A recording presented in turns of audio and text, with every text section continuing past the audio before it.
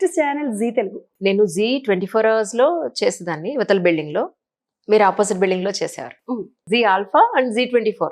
G ఆల్ఫాగా ఉన్నప్పుడే join అయ్యాను. మీటు నేను ఆల్ఫాగా ఉన్నప్పుడు జీలో జాయిన్ అయ్యాను. మీరు ఆపోజిట్ బిల్డింగ్ లో చేసేవాళ్ళు, ఒకే గల్లీలో ఉండేది పక్క పక్క. శైలేష్ అన్న మీకు హెడ్. నిజంగా.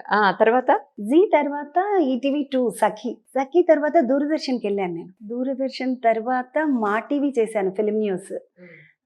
తర్వాత మా టీవీ తర్వాత జెమినీ చేశాను, మార్నింగ్ ఇలా జ్యోతిష్యము అలాంటి డివోషనల్ ప్రోగ్రామ్ అది చేశాను జెమినీ.